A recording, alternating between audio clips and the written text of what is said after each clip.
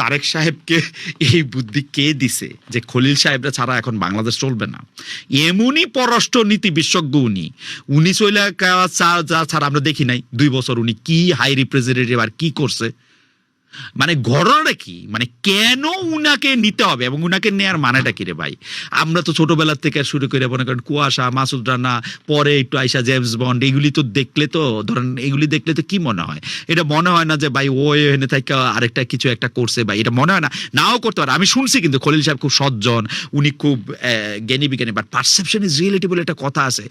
মানে আমি খুব অবাক হইতেছি, আমি একটু ভয় পেতেছি তারেক সাহেবের ওইখানে কি তারেক সাহেবের বলার কেউ নাই যে এইটা আপনি কইরেন না, এইটার একটা কনোটেটিভ মিনিং আছে, এটা আপনি যেই মিনিংটা আপনি দেখতেছেন এটা হয়তো আপনার সরল মনে ভালো, আমি ধরে নিতেছি, কারণ আমি তো আর জানি না উনি কি খারাপ কাজ করছে, কিন্তু এইটার মিনিংটা এটা হইতেই পারে না।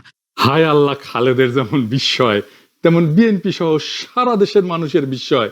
বিএনপির মন্ত্রিসভায় সবচেয়ে বড় চমক ডক্টর খলিলুর রহমানকে নিয়ে।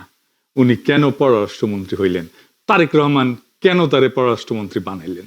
আমাকে অনেকে বলছেন আপনারা তো প্রিয় মানুষ, বিএনপির মন্ত্রিসভায় গেল, আপনি কি বলেন, আপনি কিছু কর না কেন? অনেকে আগ বাড়ায় বলেন আপনার রিকমেন্ডেশনে উনি হাই রিপ্রেজেন্টেটিভ হয়েছিলেন প্রফেসর ইউনূসের সরকারের, উনি আপনার লোক। বিএনপির অনেকে প্রথমে শতবুদ্ধি হয়েছে, তারপরে তত্ত্ব আনছে, তারেক রহমান একটা মাস্টার স্ট্রোক খেলিছে, খেলা দিল সবাইকে।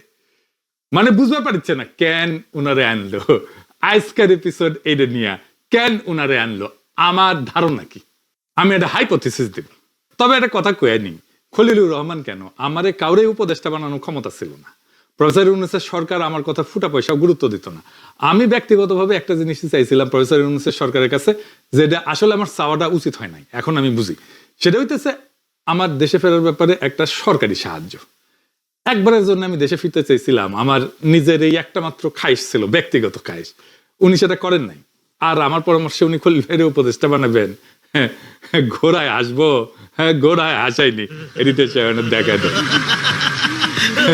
বুঝেছেন, আমার দেশে ফেরার ব্যাপারে আমার সরকারের সাহায্য চাওয়া উচিত হয় না কেন? কারণ চাওয়াটা ব্যক্তিগত ছিল, এটা ভাগ্যের উপরে ছাড়িয়ে দিলেই ভালো হইতো। অনেকে মনে করতে পারেন আপনি কেন আসতে পারবেন না, আমি এটা অনেক জায়গায় বলছি, ব্যাখ্যা করছি, তারপরে অনেকে এসে বারে বারে জিগায় কেন উনি দেশে আসেন না, কেন উনি দেশে ফেরেন না। হ্যাঁ, যাই হোক, আবার কই, সেটা হইতেছে আমি তো এখানে রিফিউজি, পলিটিক্যাল রিফিউজি। পলিটিক্যাল রিফিউজিরা তার নিজের দেশ ছাড়া আর সব জায়গায় যেতে পারে। আমি যতদিন রিফিউজি থাকবো ততদিন আমার পক্ষে বৈধভাবে দেশে যাওয়ার কোনো উপায় নাই, যদি না বাংলাদেশ সরকার ফ্রান্স সরকারকে বলে ওরে আমরা নিয়ে যেতে চাই এবং ওর নিরাপত্তার আমরা দায়িত্ব নিতেছি।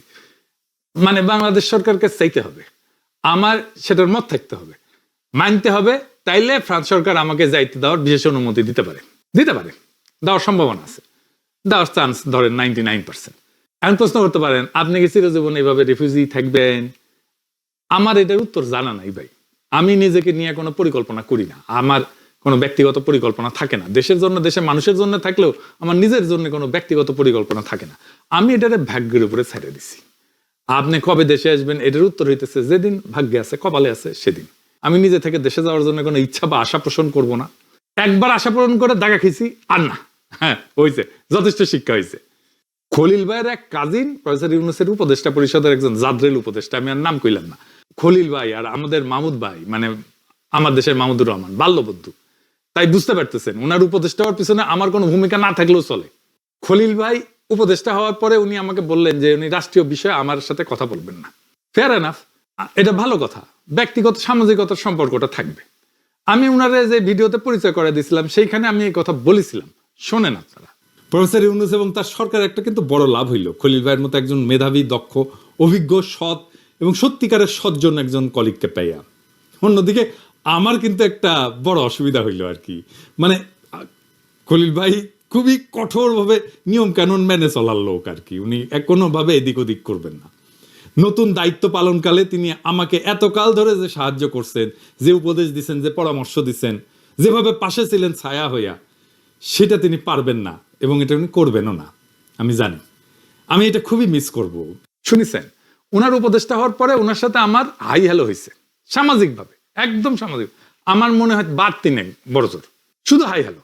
লাস্ট টাইম হয়েছে মাস 6 আগে, তাও আমি মাহমুদ ভাইকে ফোন দিছিলাম, তো মাহমুদ ভাই বললেন, কথা বলার পরে বললেন যে বলো তোমার ঘনিষ্ঠ মানুষ আছে বলে উনি ফোন দিলেন, দেখলাম খলিল ভাই। তো হাই হ্যালো বললাম, আধা মিনিটও কথা বলিনি, কেমন আছেন, ভালো আছেন, কি খবর, ভাবি কেমন আছে, ভাবিরে সালাম জানান, ইত্যাদি এই সমস্ত। যাই হোক, আজকের আলোচনার বিষয়, উনারে কেন তারেক রহমান পররাষ্ট্রমন্ত্রী বানাইলেন? যেখানে বিএনপি তার অপসারণ চাইতেছিল, যেখানে একজন না কয়েকজন সিনিয়র নেতা খলিলুর রহমানের অপসারণ চাইছিল, কেমনে খলিলুর রহমানকে পররাষ্ট্রমন্ত্রী বানাইলো সে তারেক রহমান? বিএনপির নেতারা তো ওনার অপসারণ তারেক রহমানের সম্মতি ছাড়া চান নাই। একজন চাইলে হয়তো মুখ ফসকে বলে ফেলছে, তাই না? অনেকে চাইছে, অনেকে বলছে, আমি আর দেখাইলাম না। তাহলে কি এমন হইলো যে পাশার দান উল্টে গেল? এটা কি বিস্ময় না? অবশ্যই বিস্ময়। এবং এটার উত্তর কে জানে? আসল উত্তর কে জানে? একমাত্র তারেক রহমান আর খলিলুর রহমান জানে। আরো কেউ জানে, আমরা পুরো এপিসোড দেখলে জানবো যে আরো কেউ জানে যে কেন ওনাকে রাখা হয়েছে। আমরা তো তারেক রহমান বা খলিল ভাইয়ের মনের মধ্যে ঢুকে দেখতে পারবো না, তাই না? আমরা অনুমান করতে পারবো। আমি গভীরভাবে চিন্তা করছি এই বিষয়টা নিয়ে, অনেক ডট কানেক্ট করার চেষ্টা করছি, ফাইনালি একটা জায়গায় পৌঁছাইছি। এটা একটা হাইপোথিসিস। আমি আপনাদের বুঝাই দেবো কেন এই হাইপোথিসিসে পৌঁছাইলাম। আর এই হাইপোথিসিস সত্য হইলে বিএনপি সরকারের অলরেডি সারা হয়ে গেছে। আসেন সে আলাপে ঢুকার আগে খলিল ভাই আর আমার সম্পর্কটা একটু ব্যাখ্যা করি। এটা ব্যাখ্যা না করলে আপনাদের অনেক কনফিউশন থেকে যাবে এবং এই ধরনের ঘটনা আবার ঘটবে।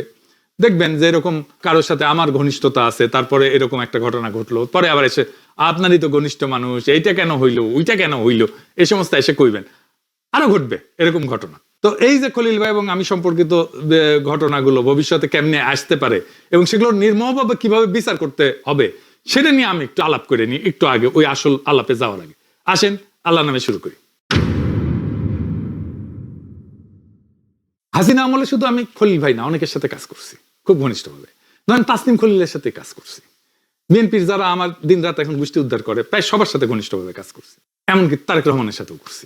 খলিল ভাই কখনো আমার সাথে ইতরামি করেন নাই, আর অনেকেই করছে, আমি আর নাম বললাম না।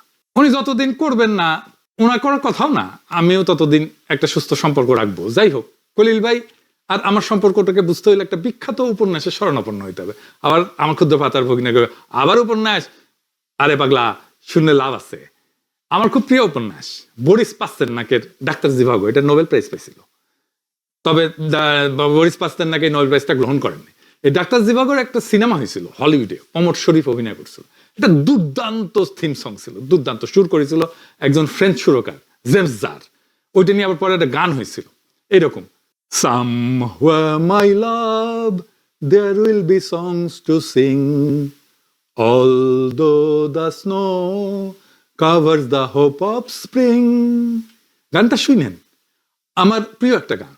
ডাক্তার জিভাগো উপন্যাসটা লেখা হইতেছে রাশিয়ার একটা অস্থির সময়, 1905 সালে বিপ্লব, তারপরে প্রথম বিশ্বযুদ্ধ, তারপরে কমিউনিস্ট বিপ্লব, আর বিপ্লব পরবর্তী টাইমে গৃহযুদ্ধের টাইমে এই উপন্যাস, স্ট্যালিনের শাসন আমল পর্যন্ত। ডাক্তার জিভাগো একজন ছোটবেলা একজন এতিম বাচ্চা আর কি, এক অভিজাত শিক্ষিত পরিবার তাকে লালন পালন করে, সে বড় হয়ে ডাক্তার হয়, কবিতা লেখে, ভালো কবিতা লেখে। ডাক্তার জিভাগোর পিছনে আবার কিছু কবিতা আছে, বইটার পিছনে জিভাগোর লেখা কবিতা, ওটা আসলে বরিস পাস্তেরনাকে লিখছে। বরিস পাস্তেরনাক ভালো কবি ছিল। তো সে বিয়ে করে একজনকে, টনিয়া। মস্কোতে একটা স্থিতিশীল শিক্ষিত মধ্যবিত্ত জীবন সে কাটায়। রাজনীতি কিন্তু তার পেশা না, সে বিপ্লবীও না, প্রতিক্রিয়াশীল না, সে মানুষকে বাঁচাইতে চায় আর কবিতা লিখতে চায়। তার এক সৎ ভাই আছে, তার নাম হচ্ছে ইএফ গ্রাফ। ইএফ গ্রাফ ছিল জারের এক সামরিক অফিসার, জিভাগোর উল্টা চরিত্রের, কঠোর বাস্তববাদী। এই ক্যারেক্টারটার কাছে আমরা ফিরে আসবো। জিভাগো প্রথম বিশ্বযুদ্ধে মেডিকেল কোরে ডাক্তার হইয়া ফ্রন্টে যায় রাশার জারের, ফিরে আসে কমিউনিস্ট বিপ্লবের পরে, আইসা দেখে তার প্রাসাদোপম বাসা গণ আবাসন হয়ে গেছে, কমিউনিস্টরা দখল করে ফেলছে, 12টা ফ্যামিলির মতো বাস করে বা আরো বেশি। হ্যাঁ, ব্যালকনিতে একটা ফ্যামিলি, ড্রয়িং রুমে একটা ফ্যামিলি, কিচেনে একটা ফ্যামিলি, তারপর ডাইনিং রুমে একটা ফ্যামিলি, এই তার নিজের ঘরটাও আধা ইউজ করতেছে আর একটা ফ্যামিলি। পুরানো সমাজ ব্যবস্থা সব ভেঙে পড়েছে, অস্থির সময়। কিন্তু ইয়েভগ্রাফ সোভিয়েত গুপ্ত পুলিশের কর্মকর্তা, জারের কর্মকর্তা ছিল, এখন সোভিয়েত গুপ্ত পুলিশের কর্মকর্তা। আর এক ফায়ল আছে কোমারাভস্কি, একজন জারের আমলের চরম দুর্নীতিগ্রস্ত আইনজীবী, যার সাথে জিভাগোর প্রায় মারামারি লাগিয়েছিল, কারণ জিভাগো আর সে একই মেয়ের পিছনে গুটিস পুটিস করতো আর কি। যাই হোক, তো সেও কমিউনিস্ট সরকারের অংশ হয়েছে, গুপ্ত পুলিশের অংশ হয়েছে, সে একই কাঠামো বহাল আছে, আগের মানুষগুলোই আছে, কারণ তারা রাষ্ট্রটা বুঝে। জিভাগো একজন রাষ্ট্রের বাইরের মানুষ, আর ইএফ গ্রাফ হইতেছে সেই আগের রাষ্ট্রের কন্টিনিউইটি, ধারাবাহিকতা। পিনাকি হইতেছে জিভাগো আর খলিলুর রহমান হইতেছে ইএফ গ্রাফ, কন্টিনিউইটি মানে আগের সরকার, বুঝিছাও? এখন প্রশ্ন হইতেছে আগের সরকার কি এমন করলো যে এটার কন্টিনিউইটি বই নিতে হয়েছে তারেক রহমানের সরকারকে? কেন তারা বাধ্য হইল? আমরা জানি আব্রাহাম লিঙ্কন একটা গণতন্ত্রের সংজ্ঞা দিছিল, তাই না? Government for the people, by the people, of the people, কিছু বুঝছিল, তাই না?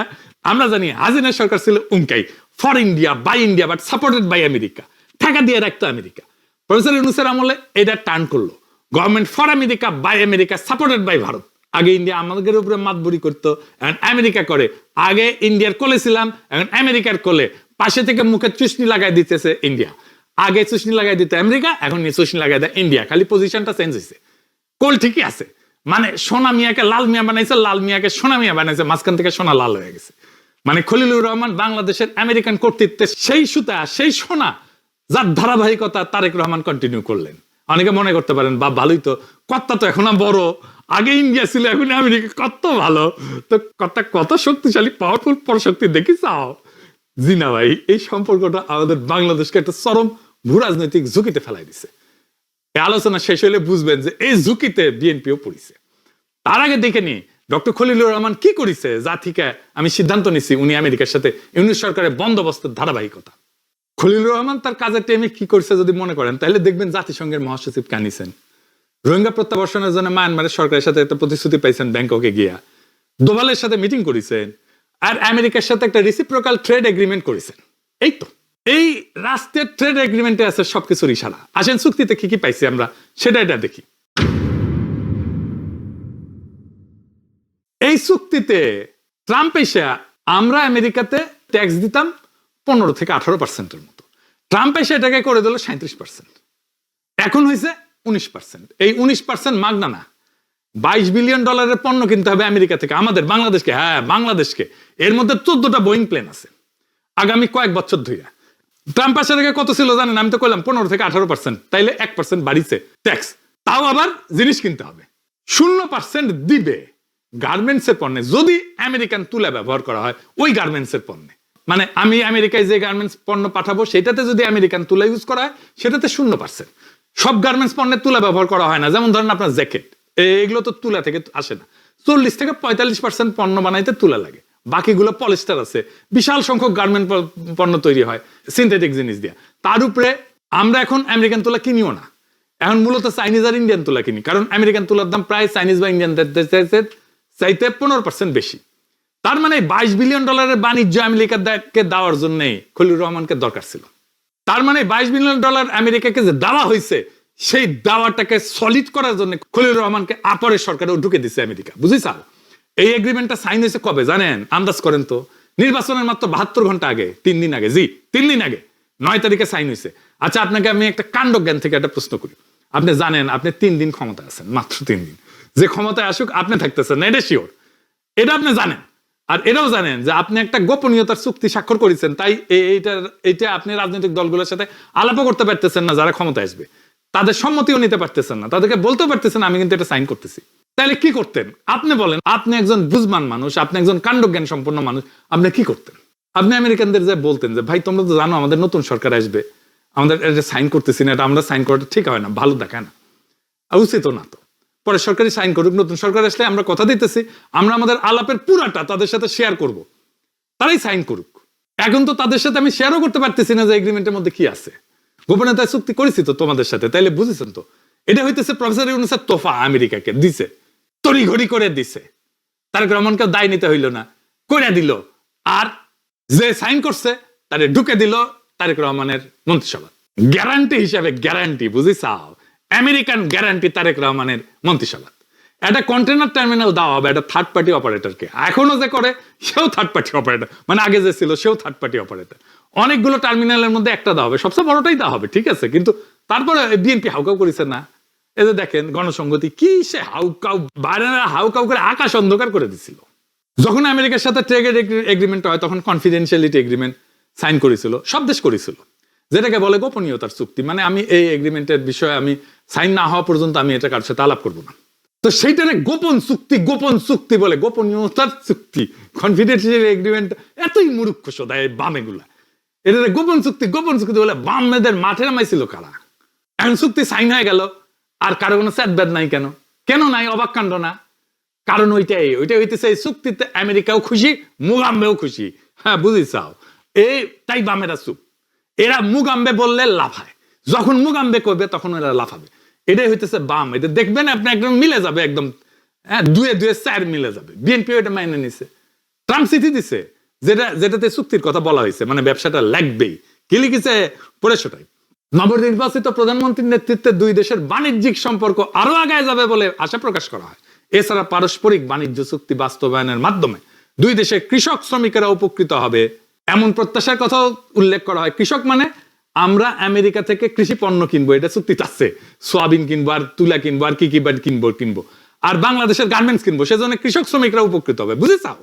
মানে কৃষক শ্রমিকেরা একসাথে হইলে নাকি রাষ্ট্রে বিপ্লব হয়, কমিউনিস্ট বিপ্লব হয়। আর বাংলাদেশের শ্রমিক আর আমেরিকার কৃষক এক হইলে খলিলুর রহমান হয়। বুঝেছাও? হ্যাঁ, এটা হইতেছে আসল কথা।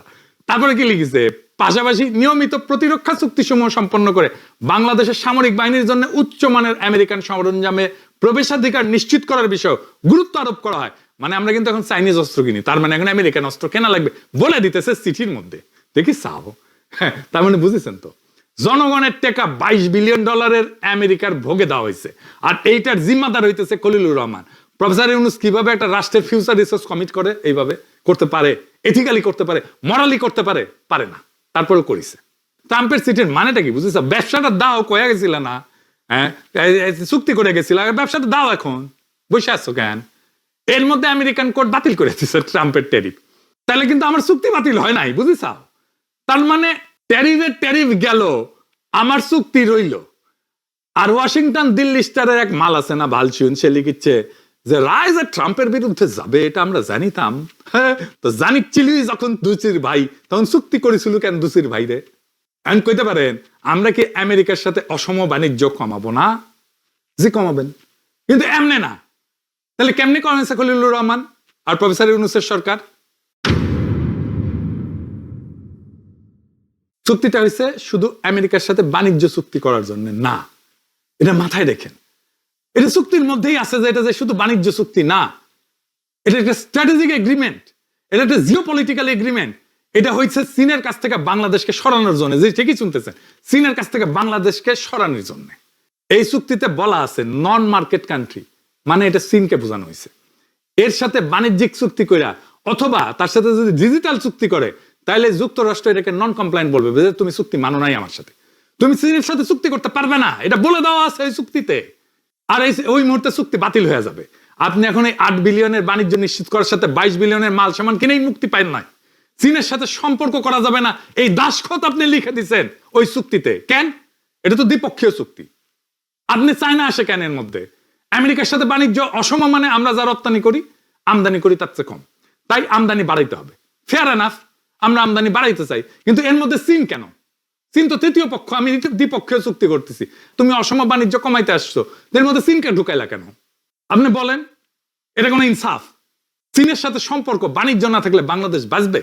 হাসিনার লাস্ট সফর ছিল চায়না। হাসিনা $5 বিলিয়ন চাইতে গেছিল, দেয় নাই চায়না। সফর সংক্ষিপ্ত করে ফিরে আসতে হয়েছে হাসিনাকে, ওটাই আখেরি সফর ছিল। হাসিনা ওই টাকা পেলে আরো কিছুদিন ফ্যাসিবাদ চালাইতে পারতো। দেখেন, মাত্র 5 বিলিয়ন দেয় নাই, আর আমরা 22 বিলিয়নের কমিটমেন্ট করে এসেছি। দাসখতলি যে উড়ে বাবারে গৌরী সেন আসিছে, বাপের জমিদারির টাকা এগুলো। এই জন্য জয়শঙ্কর অভিনন্দন জানায়। দেখি চাও দোভালরা ডাকে দাওয়াত কইরা। বাংলাদেশে দোভালের ইন্টারেস্ট কি? সিকিউরিটি ইন্টারেস্ট কি? মানে সে তো সিকিউরিটি অ্যাডভাইজার। সিকিউরিটি ইন্টারেস্ট কি? মানে এই সিকিউরিটি ইন্টারেস্টে কথা কইয়া তো হাসিনা ফেসিবাদ চালাইলো এতদিন। হয়তো যদি বাণিজ্য মন্ত্রী আসতো খুশি হইতাম যে বাণিজ্য হবে আমাদের মধ্যে, শিল্পমন্ত্রী আসতো খুশি হইতাম শিল্প হবে, সংস্কৃতি মন্ত্রী আসতো খুশি হইতাম আমাদের সাংস্কৃতিক আদান প্রদান হবে। সিকিউরিটি অ্যাডভাইজার কেন বাংলাদেশে? দেখিছেন ইন্ডিয়া কেমন চামে ঢুকিচ্ছে? ইন্ডিয়া মিডিয়া এটারে প্রক্সি যুদ্ধ পক্ষের টার্গেট হলে ব্যর্থ হবে। চীনা রাষ্ট্রদূত বলছে স্পষ্ট কথা। এবার বুঝেছেন তো কোনটা কিভাবে মিলে? এই কথার মানে কি ব্যর্থ হবে মানে কি বুঝেছেন? এখন কইতে পারেন চুক্তির এক্সিট করেছে, আমরা চুক্তি থেকে সরে আসবো, ট্রাম্পের তারিফ তো আদালতই বাতিল করে দিচ্ছে। জি, সবই সত্য। এটার সাথে এটাও সত্য, আপনি ধারাবাহিকতা রাখতে খলিলুর রহমানকে পররাষ্ট্রমন্ত্রী বানাইছেন এবং চায়নার সাথে আপনার সম্পর্ককে কোরবানি দিচ্ছেন আমেরিকায় $8 বিলিয়ন মার্কেটের জন্য। এটা চায়না দেখে না? ওরা কি বোকা? যে কৌশলগত কারণে করছেন সেটা তো চায়না লক্ষ্য করছে, এটা তো হিসাব করে চায়না। আগের টার্মে আমির খুশরু মাহমুদ তাইওয়ানের একটা কমার্শিয়াল অফিস খুলতে দিয়ে চায়নার সাথে বিএনপির সম্পর্ক নষ্ট করেছিল। অনেক কষ্ট করে এই সম্পর্কটা তৈরি করেছিল জিয়াউর রহমান। আমির খুশরু মন্ত্রিত্ব হারাইছিল। এখন আরেক দফা বিলা হবে চায় না, ঠিক কিনা বলেন? বা আপনি নিজেই চিন্তা করেন, বিলা হবে কিনা চায় না। বাংলাদেশে কোন সরকার কি আমেরিকার ইন্ডিয়ার লেসপেন্সারে করে টিকতে পারবে? হাসিনাও তো ছিল ইন্ডিয়ার আমেরিকার লেসপেন্সার। নাকি বাংলাদেশের মানুষ এটা পছন্দ করবে? বাংলাদেশের মানুষ এটা পছন্দ করবে না। ইকোনমিক্যালি এটা ভাবেল হবে না বাংলাদেশের জন্য। আমেরিকান নাই টাকা, সে আমি টাকা পাবো কোত্থেকে? আমার উন্নয়নের টাকা পাবো কোত্থেকে? দেশ চালানোর টাকা পাবো কোত্থেকে?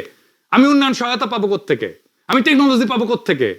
আজকে প্রশ্ন তো ব্যক্তি না, আজকে প্রশ্ন মন্ত্রিসভাও না, আজকে প্রশ্ন বাংলাদেশকে নিজের ভাগ্য নিজে লিখবে নাকি অন্যের কলমে লিখতে হবে আমারে?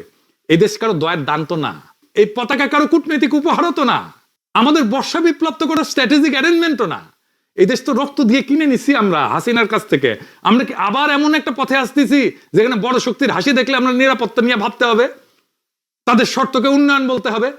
একটা জিনিস শুনে রাখেন, পরাশক্তি কখনো বন্ধুত্ব করে না, পরাশক্তি কোনোদিন বন্ধু হয় না, অন্য রাষ্ট্র কোনোদিন আর এক রাষ্ট্রে বন্ধু হয় না। আর যদি আমরা একদিকে ঝুঁকে পড়ি, কাল অন্য দিক থেকে চাপ আসবেই, এটাই ভূ রাজনীতি। এখানে কোনো আবেগ নাই, এখানে হিসাব। যে দেশ নিজের ভারসাম্য হারায় সে দেশ অন্যের চাপে চূর্ণ হয়ে যায়। বাংলাদেশকে ওই জায়গায় নিয়ে গেছে বিএনপি সরকার শুরুতেই।